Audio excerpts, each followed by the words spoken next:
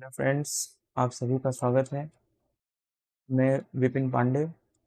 मैं एक आप सबको एक सूचना देना चाहता हूँ कि मैंने अभी जस्ट सोचा है कि क्यों ना एक फ्री ऑफ कॉस्ट में कोर्स लॉन्च किया जाए। जो बच्चे परेशान रहते हैं कि कहाँ से पढ़ा जाए, क्या पढ़ा जाए, किस कोचिंग में एडमिशन लें, कहाँ से ले, नेट नहीं हो रहा, बार बार तैयारी करने के बाद भी नेट नहीं हो रहा है, क्लियर नहीं हो पा रहा है। उनका प्रॉब्लम्स उनके सामने आ रही हैं कि बेसिकली प्रॉब्लम तब ज़्यादा उनके सामने होती है जब वे क्या कहते हैं कि 1 या 2 महीने का टाइम बचता है। फॉर्म उन्होंने फिल कर दिया है, जैसे अभी अभी फॉर्म सबने लगभग लगभग फिल कर दिया होगा, तो दिसंबर में एग्ज़ाम होने वाले हैं 25-26, इससे पहले पहले दिसंबर से एग्ज़ाम हो जाएंगे 25-26 दिसंबर के आसपास तक। तो सभी बच्चे अब इस टाइम पे परेशान हो जाते हैं कि सर अभी कहाँ से कंटेंट पढ़ें, क्या पढ़ें, कहाँ से पढ़ लें, कौन सा प्रैक्टिस सेट लगा लें। तो मैं आपको बताना चाहूँगा कि अभी आप कहीं भी मतलब भटकिए मत। आपने जो पहले का पढ़ा हुआ है उसी को रिवीजन कीजिए, और जितना से अधिक आप प्रैक्टिस सेट लगा सकते हैं, प्रैक्टिस सेट को लगाते रहिए। प्रैक्टिस सेट ही आपको एग्ज़ाम में सफलता दिलाएगी। बिना प्रैक्टिस सेट के आप एग्ज़ाम को क्लियर नहीं कर सकते, आप कितना भी पढ़ाई कर लीजिए। प्रैक्टिस सेट मस्ट है इसके लिए, ठीक है। तो मेरा ये मोटिव है कि सबसे पहले मैं आप लोगों के लिए यूट्यूब पर पहली बार यूट्यूब पर फ्री ऑफ कॉस्ट पूरा कंप्लीट कोर्स लॉन्च कर रहा हूँ। और सबसे पहले मैं बता दूं कि नेट का जो सिलेबस है वो 10 टॉपिक्स में डिवाइड है। जैसा कि पहला हम पढ़ने चल रहे हैं कि पॉलिटिकल थ्योरी, राजनीतिक सिद्धांत। राजनीतिक सिद्धांत में कुछ चैप्टर्स हैं, जिनमें से पहला चैप्टर आपका है लिबर्टी। चैप्टर को आप बेसिकली चाहे लिबर्टी पहले पढ़ लीजिए, चाहे इक्वलिटी पहले पढ़ लीजिए, ऐसा कोई चैप्टर वाइज नेम नहीं डिसाइड है कि पहले ये है दूसरे पे ये है। तो हमारा मोटिव ये है कि सबसे पहले हम स्वतंत्रता को पढ़ेंगे, लिबर्टी को पढ़ेंगे। तो लिबर्टी को पढ़ने से पहले हमारे पास एक आइडिया होना चाहिए कि लिबर्टी क्या है, लिबर्टी के कितने टाइप्स होते हैं, और वे कौन कौन से थिंकर्स हैं जिन्होंने निगेटिव लिबर्टी को सपोर्ट किया, किन्होंने किस थिंकर्स ने पॉजिटिव लिबर्टी को सपोर्ट किया, और आदर्शवादी जो विचारक है वो लिबर्टी को क्या मानते हैं, वो स्वतंत्रता को क्या मानते हैं। और कुछ इगैलिटेरियन थिंकर्स हैं जैसे कि रॉल्स, डॉर्किन और अमर्त्य सेन। ये सब ऐसे विचारक हैं जिन्होंने स्वतंत्रता पर कुछ अपने अपने वक्तव्यों को दिया है, अपने अपने लेक्चर्स को डिलीवर किया है। तो उसके बारे में हम देखेंगे। उसके बाद हम मार्क्सवादियों के बारे में देखेंगे कि मार्क्सिज्म ने क्या बोला है लिबर्टी के ऊपर। फिर उसके बाद इस बार जो नेट में क्वेश्चन आया हुआ है बिल किमलिका के ऊपर आया हुआ है कि बिल किमलिका ने भी लिबर्टी के ऊपर कुछ ना कुछ क्वेश्चन, कुछ ना कुछ कमेंट किया हुआ है। तो ये तो हमारा बेसिकली जैसे 1 2 3 इस तरीके से हो गया हमारा टॉपिक, हमें क्या क्या पढ़ना है ना। तो अब हमारे सामने जब हम सारा टॉपिक को एक बार क्लियर कर लेंगे, अच्छे से कवर कर लेंगे, तो सबसे लास्ट में देखेंगे जो है एग्जाम यूजफुल इंपॉर्टेंट फैक्ट्स। जो एग्जाम के लिए सबसे ज़्यादा महत्वपूर्ण चीज़ें हैं, आप उनको लास्ट टाइम में रिवीजन कर सकते हैं, जो आपके लिए बहुत ज़्यादा हेल्पफुल होगा। मैं आपको बता दूं, मैंने 10 बार नेट क्लियर किया हुआ है, और 4 से 5 बार अलग अलग स्टेट का सेट एग्ज़ाम मैंने निकाला हुआ है। तो इसमें आप लोगों को कोई भी घबराने की ज़रूरत नहीं कि नेट का एग्ज़ाम बहुत ज़्यादा टफ होता है और मुझसे नहीं हो पाया, एक बार नहीं हुआ, दूसरी बार नहीं हुआ। तो आप अपना थोड़ा सा तरीका चेंज करिए पढ़ने का। जैसा मैं बता रहा हूँ आप वैसे तैयारी करिए, आपका 100% नेट JRF हो जाएगा। ठीक है, तो हम देखते हैं कि लिबर्टी क्या है। तो लिबर्टी को पढ़ने से पहले कुछ थिंकर्स हैं जिन्होंने लिबर्टी के बारे में बोला है। कुछ ऐसे जो कभी कभी टीजीटी का जो एग्ज़ाम दे रहा है, जो पीजीटी का एग्ज़ाम दे रहा है, वो कभी कभी छोटे मोटे क्वेश्चन आ जाते हैं, जैसे कि लिबर्टी शब्द कहाँ से निकला है। तो लिबर्टी शब्द जो निकला हुआ लैटिन भाषा के लीवर से बना हुआ है। कहाँ से बना हुआ है? लैटिन भाषा के लीवर से बना हुआ है, जिसका मतलब होता है कि प्रतिबंधों का अभाव, प्रतिबंधों का अभाव। ठीक है, यानी कि यहाँ पर जो लिबर्टी है वो प्रतिबंधों के अभाव से मतलब रखती है, यानी किसी प्रकार का कोई भी रोक टोक ना हो, किसी प्रकार का कोई भी बंधन ना हो, तभी हम कह सकते हैं कि लिबर्टी है। ठीक है, पर ऐसी लिबर्टी लिबर्टी नहीं कहलाती दोस्तों। ऐसी लिबर्टी को हम स्वच्छंदता कहते हैं, लिबर्टेरियन कहते हैं, लिबर्टेरियन। ठीक है, तो लिबर्टी क्या है? लिबर्टी यह एक सामाजिक राजनीतिक संकल्पना है। इसमें राज्य द्वारा प्रतिबंधों का अभाव व सकारात्मकता जुड़ी हुई होती है। अब ये समझने का पॉइंट्स है आपके लिए कि लिबर्टी क्या है। लिबर्टी पहली बात तो एक सामाजिक और राजनीतिक संकल्पनाएं होती हैं। पहली बात इसका क्या मतलब हो कि ये जो लिबर्टी में मिलती है वो समाज से और राजनीतिक संस्थाओं के द्वारा हमें लिबर्टी मिलती है। अगर समाज किसी स्वतंत्रता को मान्यता न दे और जो राजनीतिक संकल्पनाएं हैं, जैसे हमारे राज्य सरकारें, केंद्र सरकारें जो भी हैं, है ना, ये सारी चीज़ें भी क्या करती हैं, हमारी लिबर्टी को प्रमोट करती हैं या फिर कहीं कहीं ये लिबर्टी में कमी भी लाती हैं। तो बहुत सारी चीज़ें आपस में जुड़ी हुई होती हैं। तो अगला हम देख रहे हैं कि जियां पॉल सार्त्र एक थिंकर हैं जिन्होंने बोला कि प्रत्येक मनुष्य स्वतंत्र होने के लिए बाध्य है या अभिशप्त है। इसका मतलब है कि हर व्यक्ति को आज़ादी चाहिए, हर व्यक्ति के पास अपने बोलने की, चलने की, कहने की, सुनने की, हर किसी टाइप की क्या होनी चाहिए, आज़ादी होनी चाहिए उसके पास। तो ऐसे डिफिनेशंस हैं, ये डिफिनेशंस को आपको बहुत ज़्यादा समझना इसमें कुछ होता नहीं, इसमें बहुत कुछ चीज़ें होती हैं कि आपको एज इट इज़ क्या करना है, लर्न कर लेना है, ठीक है। हालांकि डेफिनेशन वगैरह बहुत कम ही पूछता है। तो आगे देखते हैं हॉब्स ने क्या बोला है। हॉब्स ने बोला है कि हॉब्स के अकॉर्डिंग स्वतंत्रता क्या है। स्वतंत्रता अकॉर्डिंग टू हॉब्स विरोध की अनुपस्थिति व बाधाओं का अभाव। हॉब्स कहता है जहां पर विरोध न हो और जहां पर बाधाएं न हो उसी को हम स्वतंत्रता कह सकते हैं। क्या वास्तव में आप लोग सोचते हो जहां पर विरोध न हो और जहां पर स्वतंत्रता न हो, वहां पर जहां पर विरोध न हो और जहां पर बाधाओं का अभाव हो, क्या वास्तव में वहां पर स्वतंत्रता हो सकती है? जी नहीं, आप ऐसा नहीं मान सकते, क्योंकि जहां पर विरोध नहीं होगा, जहां पर बाधाएं नहीं होंगी, तो वहां पर हर व्यक्ति अपने ऊपर राज करेगा, यानी अपने मन का मालिक होगा, जो उसके मन में आएगा वही करता रहेगा। तो इससे स्वतंत्रता नहीं बल्कि अराजकता की स्थिति उत्पन्न हो जाएगी, इससे स्वच्छंदता फैलेगी, यानी हर व्यक्ति किसी को भी मार के अपने मामले में निर्णय ले लेगा कि मैं स्वतंत्र हूं, मैंने कुछ नहीं किया। तो ऐसे हर व्यक्ति का जीवन क्या होगा, खतरे में हो जाएगा। यानी ये कह सकते हैं अगर ऐसी स्थिति उत्पन्न हो गई तो ये हॉब्स की प्राकृतिक अवस्था वाली स्थिति आ जाएगी जिसमें जंगल राज होगा, ठीक है। डीडी मैकेंजी एक थिंकर है, इन्होंने बोला स्वतंत्रता सभी प्रतिबंधों का अभाव नहीं है, सभी प्रकार के प्रतिबंधों का अभाव नहीं बल्कि अतार्किक प्रतिबंधों का अभाव है। According to D D Macken, freedom is not absence of all restrictions but absence of unreasonable restrictions. वही कहने का मतलब कि हर प्रकार का प्रतिबंध नहीं होना चाहिए, बल्कि जो गलत प्रतिबंध है, जो अतार्किक प्रतिबंध है ना, जो अतार्किक प्रतिबंध है उन्हीं का अभाव होना चाहिए। हर प्रकार का प्रतिबंध आप लगा देंगे तो जीवन में स्वतंत्रता क्या होगी, समाप्त हो जाएंगी। ऐसे एक थिंकर हॉबहाउस हैं।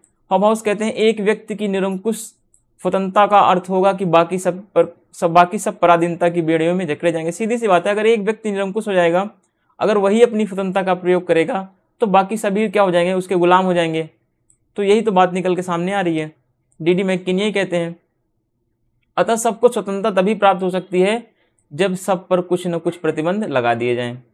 अगर एक व्यक्ति को खुला छोड़ दिया जाए और बाकी व्यक्तियों पर स्वतंत्रता लगा दिया जाए तो इसका मतलब है कि एक व्यक्ति क्या हो गया, निरंकुश हो गया और बाकी व्यक्ति उसके नीचे आ गए।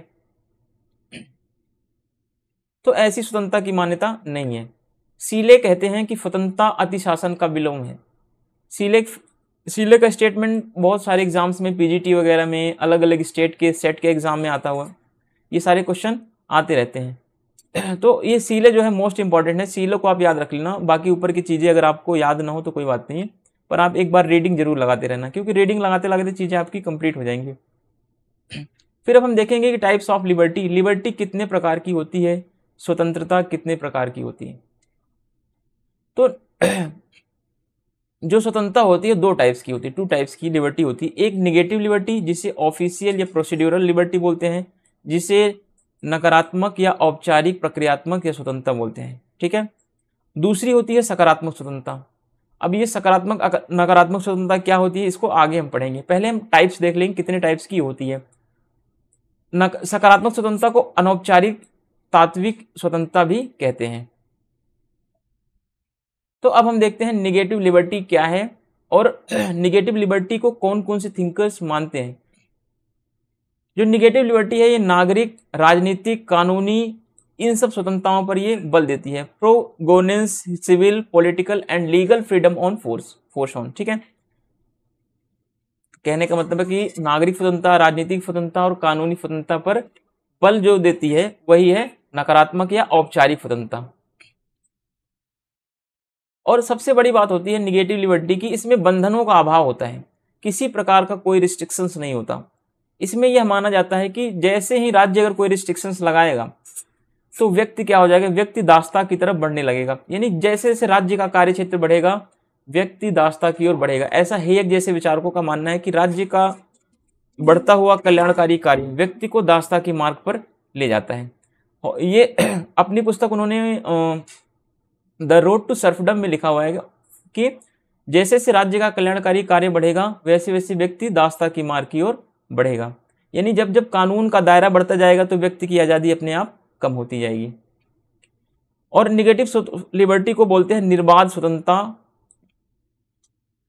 इसमें है कि व्यक्ति, निगेटिव लिबर्टी, व्यक्ति कुछ भी कर सकता है, व्यक्ति के ऊपर किसी प्रकार का कोई रिस्ट्रिक्शंस, कोई नियम, कोई प्रतिबंध नहीं होगा। इसके कुछ समर्थक थिंकर्स हैं, जैसे कि कुछ परंपरावादी हैं, कुछ जैसे परंपरागत समर्थकों में आते हैं नकारात्मक उदारवादी। नकारात्मक स्वतंत्रता के जो परंपरागत नकारात्मक उदारवादी हैं, इन्होंने माना है कि स्वतंत्रता कैसी होती है, नकारात्मक होती है। सीधी सी बात है, स्वतंत्रता कैसी होती है, नकारात्मक होती है। एक सेकंड।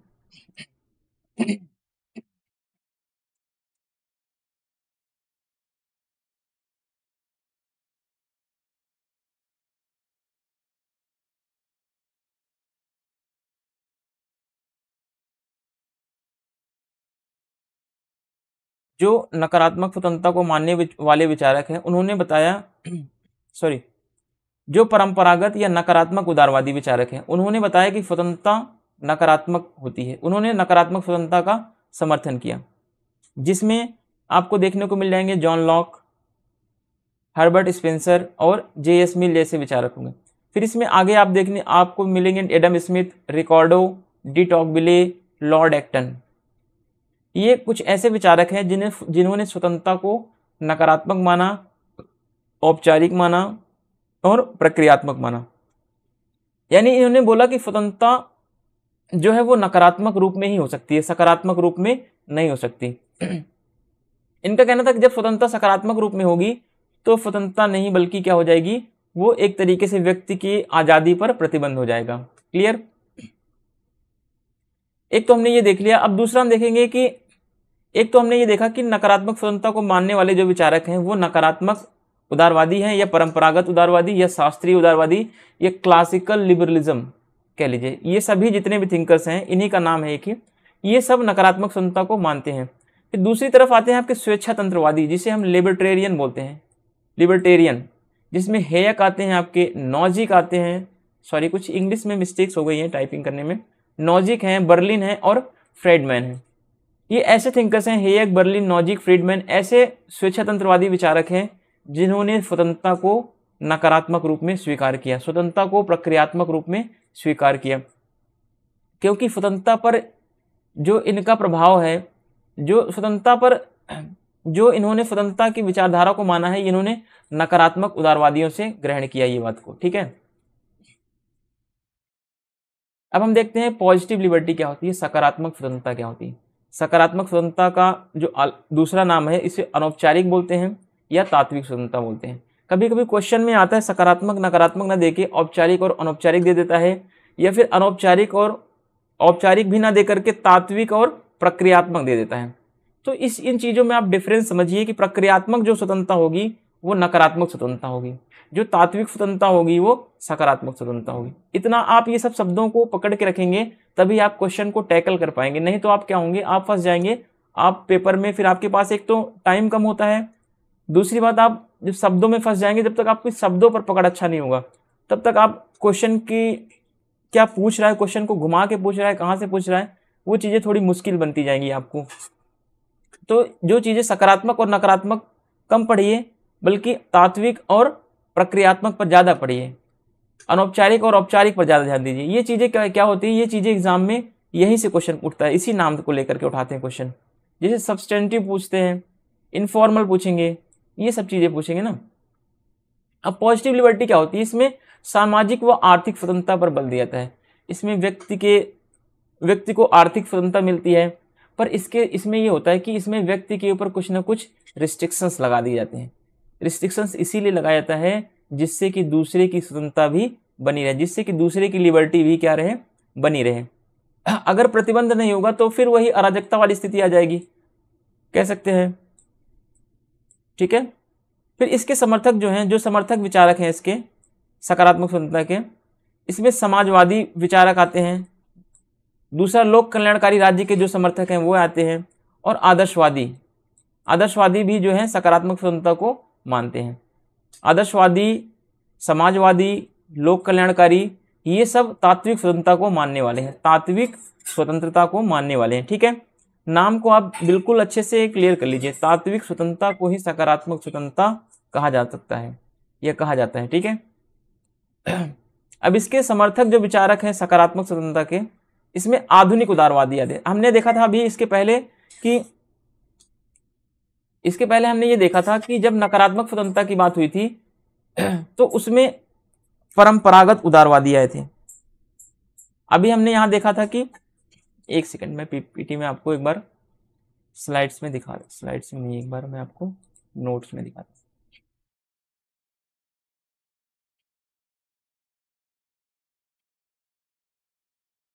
ठीक है, एक बार देखिए, ये क्या हो गया आपका, नकारात्मक स्वतंत्रता। ध्यान से समझना, एक बार आपको समझ में आ जाएगा तो चीजें क्लियर हो जाएगी। नकारात्मक स्वतंत्रता का दूसरा नाम क्या है, औपचारिक या फॉर्मल, औपचारिक स्वतंत्रता। इसका एक अलग नाम और है, प्रक्रियात्मक स्वतंत्रता। प्रक्रियात्मक स्वतंत्रता। फ्रेंड्स, थोड़ी राइटिंग का इश्यू है मेरा, इस पर थोड़ा वो मत कीजिएगा, थोड़ा समझ में आ रहा है बस दिख रहा है। हाँ, अब इतनी मेरी स्किल इस पे ऑनलाइन पढ़ाने का है नहीं, क्योंकि मैं ऑफलाइन ज़्यादा पढ़ाता हूँ, ऑनलाइन कमी है मेरा। देखिए, हम नकारात्मक और सकारात्मक स्वतंत्रता पढ़ रहे हैं। तो नकारात्मक स्वतंत्रता को मानने वाले विचारक कौन है? नकारात्मक स्वतंत्रता को मानने वाले विचारकों में शास्त्रीय उदारवादी आते हैं। शास्त्रीय उदारवादी, इसी को हम क्लासिकल लिबरलिज्म बोलते हैं, या फिर हम कह लें कि परंपरागत उदारवादी।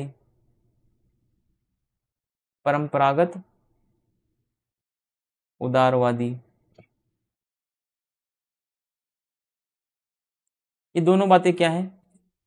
दोनों एक ही बात है, चाहे शास्त्रीय उदारवाद बोल लो, चाहे क्लासिकल लिबरलिज्म बोल लीजिए, चाहे परंपरागत उदारवादी बोल लीजिए। इसमें इस कैटेगरी में जितने भी थिंकर आएंगे, परंपरागत उदारवादियों में जितने भी उदारवादी विचारक आएंगे, जैसे कि जो भी थिंकर आएगा इसके अंतर्गत, वो सब क्या मानते हैं? वे सब स्वतंत्रता को नकारात्मक रूप में ही देखेंगे। फिर दूसरी तरफ हमने ये देखा था कि सकारात्मक स्वतंत्रता।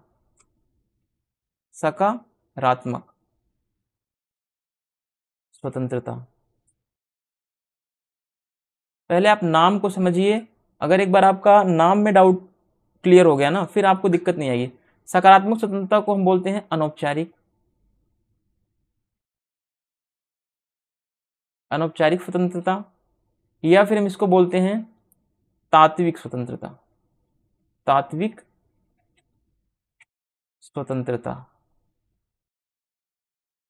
ठीक है, ये क्या है? ये एक ही नाम है सबका, चाहे आप सकारात्मक स्वतंत्रता बोल लीजिए, चाहे आप अनौपचारिक स्वतंत्रता बोल दीजिए, चाहे आप तात्विक स्वतंत्रता बोलिए। ठीक है, अब इस सकारात्मक स्वतंत्रता को मानने वाले कौन से थिंकर हैं? मानने वाले थिंकर में आप देखेंगे, अब हमने ऊपर देखा था शास्त्रीय उदारवादी, ये परंपरागत उदारवादी।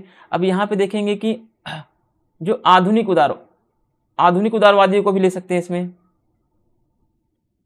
या फिर सकारात्मक उदारवादी, या फिर हम सकारात्मक उदारवादियों को ले सकते हैं, उदारवादी विचारकों को ले सकते हैं।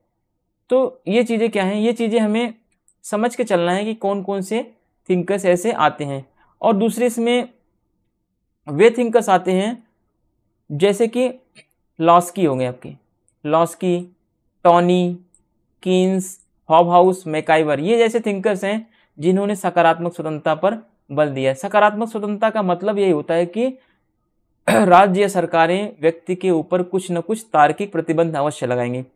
इसीलिए प्रतिबंध लगाया जाएगा क्योंकि अगर व्यक्ति के ऊपर कोई प्रतिबंध नहीं होगा, अगर व्यक्ति को खुली छूट दे दी जाएगी तो व्यक्ति के पास स्वतंत्रता नहीं बल्कि स्वच्छंदता हो जाएगी, व्यक्ति अराजक हो जाएगा। ठीक है, अब यहाँ पे देखिए, अगर आपको कोई चीज़ समझ में नहीं आएगी तो आप कमेंट करके जरूर पूछिएगा कि क्या चीज़ें आपको क्लियर नहीं हुई। अब दूसरा देखेंगे, आदर्शवादी भी इसके समर्थक हैं। आदर्शवादी में जैसे हीगल आदर्शवादी विचारक हैं, कांट आदर्शवादी विचारक है, ग्रीन है, रूसो है ना। जैसे कि ये सब आदर्शवादी विचारक सकारात्मक स्वतंत्रता पर बल देते हैं। ये कहते हैं कि राज्य का व्यक्ति के मामले में कोई थोड़ा बहुत हस्तक्षेप होना चाहिए। क्यों ऐसा होना चाहिए? क्योंकि राज्य में हर व्यक्ति जो है वो समान नहीं होते, कुछ अमीर होते हैं, कुछ गरीब होते हैं। तो गरीबों के लिए जो कल्याणकारी कार्य होता है उसमें क्या होता है कि उसमें अमीरों के ऊपर कुछ टैक्स लगाकर गरीबों का भला किया जाता है ना। ये सब चीज़ें क्या होती है, ये सब सकारात्मकता की ओर व्यक्ति को ले जाती है, सरकार को ले जाती है। फिर आगे चल के देखते हैं, समतावादी विचारक हैं। समतावादी में जैसे रॉल्स आते हैं, आपके जॉन रॉल्स हो गए, सीबी मैकफर्सन आते हैं, अमर्त्य सेन है और डॉर्किन है। डॉर्किन ने बेसिकली संसाधनों की समता की बात की। हम जब डॉर्किन को पढ़ेंगे तो जब हमारा चैप्टर समानता पर होगा तो हम डॉर्किन पढ़ेंगे, रॉल्स पढ़ेंगे, मैकफर्सन पढ़ेंगे, सारे थिंकर्स पढ़ेंगे। बेसिकली एक एक करके डिटेल में पढ़ेंगे, इनकी सारी बुक्स पढ़ेंगे। जहाँ से क्वेश्चन बहुत ज़्यादा बनता है उसको भी आपको क्वेश्चन आंसर का प्रैक्टिस सेट भी कराया जाएगा। तो इतना अगर आपको क्लियर हो गया हो तो अब हम आगे देखते हैं। ठीक है, अब हम देखेंगे नकारात्मक स्वतंत्रता को मानने वाले विचारक कौन कौन से हैं और उन्होंने क्या क्या विचार अपना दिया हुआ है। तो सबसे पहले हम देखेंगे कि नकारात्मक स्वतंत्रता में हॉब्स आते है ना। हॉब्स के विचारों को देखेंगे। हॉब्स कहता है कि स्वतंत्रता जो है विरोध की अनुपस्थिति है, यानी ये कहता है कि जहां पर विरोध नहीं होगा वहीं पर स्वतंत्रता होगी, जहां पर विरोध आ जाएगा वहां पर स्वतंत्रता समाप्त हो जाएगी। हॉब्स का मुख्य उद्देश्य जो है शारीरिक स्वतंत्रता पर बल देना और बाधाओं के अभाव पर बल देना है। उसके बाद हम देखते हैं कि उदारवाद के पिता लॉक, जॉन लॉक को लिबरलिज्म का फादर बोला जाता है। इन्होंने अपनी पुस्तक टू ट्रीटाइजेस ऑफ गवर्नमेंट में कहा है कि जहां विधि नहीं वहां स्वतंत्रता नहीं, यानी ये मानते हैं कि विधि के अंतर्गत ही स्वतंत्रता संभव है, विधि के अभाव में स्वतंत्रता की कल्पना की ही नहीं जा सकती। और इन्होंने, जॉन लॉक ने 3 प्रकार के कानूनों की बात की, 3 प्रकार के अधिकारों की बात की। इन्होंने बताया कि जीवन, स्वतंत्रता और संपत्ति का अधिकार, ये 3 अधिकार ऐसे होते हैं जो व्यक्ति को प्रकृति ने दिया है, व्यक्ति को जन्म से ही मिलते हैं। तो इसमें भी क्वेश्चन नेट में इस बार पूछा गया है, 2022 में क्वेश्चन आया हुआ है कि जो ये जीवन, स्वतंत्रता और संपत्ति का अधिकार है, जॉन लॉक ने सबसे ज़्यादा बल किस पर दिया? तो जॉन लॉक ने सबसे ज़्यादा बल दिया है संपत्ति के अधिकार पर। ठीक है, तो संपत्ति के अधिकार पर जॉन लॉक ने सबसे ज़्यादा बल दिया है प्रॉपर्टी पर। ये क्वेश्चन आपको याद रखना है, right to life, right to liberty and right to property. तो सबसे ज़्यादा राइट टू प्रॉपर्टी पर फोकस किया है जॉन लॉक ने। अगले विचारक आते हैं हर्बर्ट स्पेंसर। इनकी बुक, फेमस बुक है man versus state, man versus state, राज्य बनाम व्यक्ति। ठीक है, यानी राज्य और व्यक्ति में क्या होता है, कंपटीशन होता है कि राज्य ज़्यादा महत्वपूर्ण है या व्यक्ति। तो बेसिक सी बात है कि जितने भी उदारवादी, शास्त्रीय उदारवादी विचारक हैं वे राज्य की अपेक्षा व्यक्ति को ज़्यादा महत्व देते हैं। वे यह बोलते हैं कि व्यक्ति साध्य है और राज्य साधन है। उनका यह भी मानना है कि जो शास्त्रीय उदारवादी हैं उनका यह भी मानना है कि जो राज्य है उसको व्यक्तियों ने बनाया, यानी कि राज्य एक यांत्रिक संस्था है और राज्य का निर्माण व्यक्तियों ने किया है, अपने हित के लिए किया है। इसीलिए कहा जाता है कि राज्य क्या है, राज्य साधन है और व्यक्ति साध्य है, ऐसा उदारवादियों का मानना है। तो हर्बर्ट स्पेंसर ने डार्विन की योग्यतम की उत्तरजीविता के सिद्धांत को सामाजिक क्षेत्र में लागू किया। अब ये है क्या सिद्धांत? जैसे कि एक डार्विन एक जीव वैज्ञानिक थे डार्विन, उन्होंने बताया कि वे स्पीसीज, वे जातियां जीवित रहती हैं जिनके अंदर सर्वाइव करने की क्षमता होती है। तो वैसे ही हर्बर्ट स्पेंसर ने बोला कि वही व्यक्ति समाज में रह सकता है, वही व्यक्ति राज्य में रह सकता है जो अपने आप को सर्वाइव कर सकता है। जो अपने आप को सर्वाइव नहीं कर पाएगा, जो अपने आप को सिचुएशन के अकॉर्डिंग ढाल नहीं पाएगा, वो क्या हो जाएगा, समाप्त हो जाएगा। हर्बर्ट स्पेंसर नकारात्मक स्वतंत्रता का समर्थक है, इसीलिए स्पेंसर ने भी रात्रि प्रहरी राज्य का समर्थन किया है। अब यहाँ पे क्वेश्चन आपका बनना चाहिए कि सर रात्रि प्रहरी राज्य का क्या मतलब होता है, कि नाइट वॉचमैन क्या होता है ना। ये इंपॉर्टेंट क्वेश्चन है कि नाइट वॉचमैन क्या होता है। उदारवादी नाइट वॉचमैन की कॉन्सेप्ट क्यों देते हैं? देखिए, उदारवादियों का मानना है कि राज्य जो है, बेसिकली नकारात्मक उदारवादियों का मानना है कि राज्य जो है वो, उसका काम जो है वो केवल वॉचमैन की तरह होना चाहिए। जैसे रात के समय में वॉचमैन क्या करता है, केवल देखभाल करता है ना, वो देखभाल करता है। वैसे ही राज्य का कार्य होना चाहिए कि वो नाइट वॉचमैन की तरह रहे, व्यक्ति को यह ना बताए कि क्या करना है क्या नहीं करना है, व्यक्ति के मामले में कोई हस्तक्षेप न करे, बल्कि राज्य कानून और व्यवस्था को बनाए रखे। इसके अतिरिक्त अगर राज्य कार्य करेगा तो यह माना जाएगा कि राज्य व्यक्ति के मामले में हस्तक्षेप कर रहा है और व्यक्ति की आज़ादी वहीं से कम होना शुरू हो जाएगी। ऐसा शास्त्रीय उदारवादियों या परंपरागत उदारवादियों या स्वेच्छातंत्रवादियों का मानना है। ठीक है, तो अगले जो थिंकर्स हैं वो है एडम स्मिथ। एडम स्मिथ को हम देखेंगे। एडम स्मिथ की बुक फेमस है, जो फेमस बुक है wealth of nation. Wealth of nation इनकी फेमस बुक है। इसमें Adam Smith, David Ricardo, Malthus आदि विद्वानों ने आर्थिक क्षेत्र में हस्तक्षेपवादी नीति का समर्थन किया है। इन्होंने ये बताया कि जिसमें Adam Smith, David Ricardo, Malthus ऐसे विचारक थे, इन्होंने ये बोला कि राज्य को अर्थव्यवस्था के क्षेत्र में, बाजार के क्षेत्र में किसी प्रकार का कोई हस्तक्षेप करने का अधिकार नहीं होना चाहिए। बाजार अर्थव्यवस्था को पूर्णतः बाजार के हवाले सौंप देना चाहिए, है ना। इसमें राज्य का हस्तक्षेप नहीं होना चाहिए। हालांकि राज्य का कार्य क्या होगा, राज्य का कार्य केवल इतना होगा कि बाजार अर्थव्यवस्था में जो कानूनी प्रक्रिया है उसको बनाए रखे, है ना। अगर राज्य जो है बाजार अर्थव्यवस्था में हस्तक्षेप करना शुरू कर देगा तो इसका मतलब है कि राज्य अब कल्याणकारी कार्य शुरू कर दिया है। और ऐसी सिचुएशन में क्या होता है, ऐसी सिचुएशन में उदारवादी जो है राज्य का विरोध करते हैं कि राज्य को बाजार के मामले में या अर्थव्यवस्था के मामले में हस्तक्षेप नहीं करना चाहिए, क्योंकि राज्य को यह नहीं बताना चाहिए कि ना व्यक्ति को क्या करना है क्या नहीं करना है। उदारवादियों का यही तो मानना है कि उनका मानना है कि व्यक्ति विवेकशील प्राणी है, व्यक्ति तार्किक प्राणी है ना। जब व्यक्ति विवेकशील है, व्यक्ति तार्किक है, तो उसको राज्य क्यों बताएगा कि उसको क्या करना है क्या नहीं करना है। ऐसा नकारात्मक उदारवादियों का मानना है, ऐसा स्वच्छतंत्रवादियों का मानना है। एडम स्मिथ ने तो अदृश्य हाथ का विचार भी दिया है। अदृश्य हाथ का मतलब होता है कि राज्य तो बना रहेगा, है ना, पर राज्य अपना हाथ कभी भी शो ऑफ नहीं करेगा, कभी भी दिखाएगा नहीं बाजार में, कभी भी राज्य अपना इंटरफेयर नहीं करेगा बाजार के मामले में। हाँ, राज्य तभी इंटरफेयर करेगा जब बाजार में आर्थिक मंदी उत्पन्न हो गई हो, है ना। इस तरीके की जब सिचुएशन आ जाए कि बाजार जो है वो सही तरीके से काम नहीं कर पा रहा है, जब राज्य की आवश्यकता होगी तब राज्य क्या करेगा, हस्तक्षेप करेगा। जब आर्थिक मंदी जैसी स्थिति आएगी तभी राज्य का हस्तक्षेप आवश्यक माना जाता है। अदरवाइज एडम स्मिथ ने कहा कि राज्य का अपना हाथ अदृश्य रखेगा, अपना हाथ दिखाएगा नहीं। दिखाएगा तभी जब बाजार अपने जो ऑपरेशंस हैं, जो उसकी क्रियाकलाप है बाजार का, वो चलाने में असमर्थ हो जाए, तभी राज्य अपना हाथ दिखाएगा, नहीं तो अपना हाथ अदृश्य रखेगा, दिखाएगा नहीं, यानी कि कोई भी हस्तक्षेप नहीं करेगा। क्लियर। और अगले उपयोगितावादी विचारक जो है बेंथम है। बेंथम को उपयोगितावाद का जनक मान सकते हैं।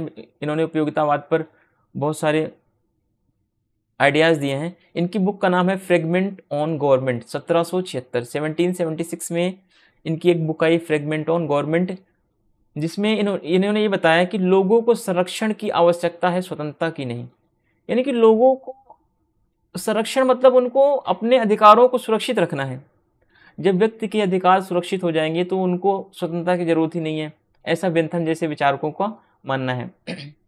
तो ये सब क्या है, ये सब कोटेशंस हैं, इनको आप एक बार पढ़ते जाएंगे। ऐसा कि हालांकि आज तक ऐसे कोटेशंस नेट में नहीं पूछा गया, कभी आता था 2013-14 में पूछता था, पर अब जैसे जैसे 18 के बाद से सिलेबस चेंज हुआ, 17 के बाद से ट्रेंड चेंज हुआ, तो ये सारे जो कोटेशंस वाले क्वेश्चन है ये नहीं आते। ये ऐसे कोटेशंस आपको मिलेंगे पीजीटी के एग्जाम में, जीआईसी प्रवक्ता के एग्जाम में, या फिर अदर जैसे आरपीएससी की प्रिपरेशन कर रहे हैं आप, उसमें आपको छोटा मोटा जो एग्जाम होता है पीजीटी वगैरह का, उसमें आपको ये मिल जाएगा। तो वेपर ने बोला कि मुझे स्वतंत्रता दे दो या मृत्यु। ऐसी आवाज़ बेंथम के अनुसार एक मूर्ख की आवाज़ हो सकती है। अब अगले थिंकर्स आते हैं जेएस मिल। जेएस मिल बेसिकली नकारात्मक स्वतंत्रता के समर्थक है। पर इन्होंने आगे चल के कहीं ना कहीं सकारात्मक स्वतंत्रता को भी समर्थन कर दे दिया था, पर इनको जो हम काउंट कर सकते हैं वो नेगेटिव लिबर्टी में ही काउंट करते हैं। तो इसमें आपको कंफ्यूज नहीं होना है, ठीक है। तो J.S. मिल देख रहे हैं, J.S. मिल, इनकी बुक है essay on liberty, essay on liberty. इसमें इन्होंने स्वतंत्रता के 3 प्रकार बताए हैं, 3 डायमेंशंस बताए हैं। Mill has given 3 dimensions of liberty. पहला इन्होंने बताया कि चिंतन करने व विचार विमर्श करने की आज़ादी होनी चाहिए। मिल तो स्वतंत्रता के इतने बड़े समर्थक थे दोस्तों कि इन्होंने ये बोला कि अगर पागल व्यक्ति भी है तो उसको, पूरे समाज को यह हक नहीं है कि पागल व्यक्ति को उसके विचार को व्यक्त करने से चुप कराया जाए। दूसरी जो इन्होंने दूसरा आयाम बताया है कि वैयक्तिकता का सिद्धांत या स्व विषय कार्य के संबंध में इन्होंने बताया कि व्यक्ति को स्वतंत्रता कुछ कार्य, जैसे अपने मामले में स्वतंत्रता कैसे मिलनी चाहिए और दूसरे के मामले में स्वतंत्रता कैसे मिलनी चाहिए। मिल कहता है कि अगर व्यक्ति स्व विषय कार्य कर रहा है, अपने से संबंधित कोई कार्य कर रहा है, जैसे कि व्यक्ति एक कमरे में बैठा हुआ है, चाहे वो सिगरेट पी रहा है, चाहे शराब पी रहा है, कुछ भी पी रहा है, तो उसमें नकारात्मक स्वतंत्रता का पालन किया जाना चाहिए, यानी उसमें किसी प्रकार का कोई हस्तक्षेप राज्य के द्वारा, किसी व्यक्ति के द्वारा नहीं होना चाहिए। हाँ, अगर व्यक्ति यही कार्य सार्वजनिक जगह पर कर रहा है या इस शराब पीने से या सिगरेट पीने से वो पी करके किसी दूसरे के व्यक्ति में उस धुएं को फूंक रहा है, तो इससे क्या हो रहा है, इससे दूसरे की व्यक्ति की आज़ादी कम हो रही है, स्वतंत्रता कम हो रही है। तो ऐसी स्थिति में मिल कहता है कि उस व्यक्ति के ऊपर, जो व्यक्ति धुआं फूंक रहा है किसी दूसरे व्यक्ति के मुंह पर, उसके स्वतंत्रता पर प्रतिबंध लगा दिया जाएगा। इसी को हम हानि का सिद्धांत कहते हैं। हालांकि जब हानि का सिद्धांत आएगा तब हम मिल को जब पढ़ेंगे तो वहाँ पे मिल को पढ़ेंगे, अच्छे से डिटेल में पढ़ेंगे। यहाँ पे आपको ये समझना है कि मिल ने भी वैयक्तिकता के सिद्धांत में नकारात्मक स्वतंत्रता को बढ़ावा दिया है। जब स्व संबंधित कार्य आएंगे मिल का तो नकारात्मक स्वतंत्रता आएगी, जब पर संबंधित कार्य आएंगे मिल के तो उसमें सकारात्मक स्वतंत्रता का बोध आपको देखने को मिलेगा, ठीक है। फिर अगला जो मिल ने पॉइंट्स बताया है कि मिल जो है व्यक्ति के कार्यों पर प्राधिकार की सीमा लगाते हैं। कैसे लगाते हैं? मिल कहते हैं व्यक्ति के 2 तरीके के कार्य होते हैं। एक तो अपने संबंधित कार्य, यानी व्यक्ति घर के अंदर बैठ के कोई भी कार्य कर रहा है तो इस पर कोई भी लिमिटेशन नहीं होगी, वो कुछ भी कर सकता है। हाँ, अगर व्यक्ति बाहर कोई समाज में कोई कार्य कर रहा है जिससे कि दूसरे व्यक्ति की स्वतंत्रता कम हो रही है, मान लीजिए कोई व्यक्ति अपने घर में बैठ के ईयरफोन लगा के गाने सुन रहा है, तो इसमें किसी को हानि नहीं, कोई किसी को नुकसान नहीं, उस व्यक्ति को खुद हानि होगा, जो हो नुकसान होगा। अगर वही व्यक्ति समाज में जाए, बाहर जाके डीजे बजाने लग जाए और दूसरा कोई व्यक्ति बैठ के अपना पढ़ाई कर रहा है, तो उसकी आज़ादी, दूसरे की व्यक्ति की आज़ादी तो भंग होगी। तो दूसरा व्यक्ति क्या करेगा? दूसरा व्यक्ति राज्य या सरकार से यही मांग करेगा कि इस व्यक्ति की स्वतंत्रता पर क्या हो, प्रतिबंध लगा दिया है। तो मिल बेसिकली नकारात्मक स्वतंत्रता को मानने वाले विचारक हैं। इन्होंने बोला कि जब व्यक्ति के अपने से संबंधित कार्यों की बात होगी तो वहां पर जो है नकारात्मक स्वतंत्रता का प्रयोग होगा, और जहां पर दूसरे से संबंधित कार्यों की बात होगी वहां पर सकारात्मक स्वतंत्रता की बात होगी, ठीक है। अब देखिए मिल, अब हानि के सिद्धांत की हम चर्चा कर ही रहे थे तो हानि का सिद्धांत भी देख लेते हैं। मिल कहते हैं कि मिल का हानि का सिद्धांत व्यक्ति के पर विषय कार्यों से संबंधित है, यानी दूसरे के कार्यों से संबंधित है। यानी व्यक्ति कोई ऐसा कार्य नहीं करेगा जिससे कि दूसरे की आज़ादी को नुकसान पहुंचे। अगर दूसरे की आज़ादी को नुकसान पहुंचता है तो उस पर प्रतिबंध लगाया जा सकता है। इसी को मिल कहता है कि यही हानि का सिद्धांत है। अब कभी कभी क्वेश्चन पूछता है कि जो मिल का हानि का सिद्धांत है वह स्व विषयक कार्यों से संबंधित है या पर विषयक कार्यों से संबंधित है, तो आपको ऑप्शन टिक करना होगा कि जो हानि का सिद्धांत है वो पर विषयक कार्यों से संबंधित है, ठीक है, पर विषयक कार्यों से संबंधित है। ये क्वेश्चन उठ के यहीं से आते हैं, अलग से कुछ भी एग्जामिनर कोई क्वेश्चन अलग से नहीं बनाता, बल्कि आपके माइंड से वो खेलता है, शब्दों को परिवर्तित करता है, शब्दों को घुमाता है, जिससे कि आप ट्रैप में फंस जाते हो उसके और आप क्वेश्चन गलत करके आते हो। तो ये चीज़ें नहीं करनी, आपको चीज़ों को क्लियर कट समझना है ना। फिर मिल कहता है प्रत्येक व्यक्ति अपने शरीर व मस्तिष्क का स्वामी है। इसका क्या मतलब हुआ? जब हर व्यक्ति अपने शरीर और अपने मस्तिष्क का स्वामी है तो उसके ऊपर नियंत्रण लगाने का अधिकार किसी दूसरे के पास क्यों है, ठीक है। तो ये सब मिल के बारे में पढ़ रहे थे।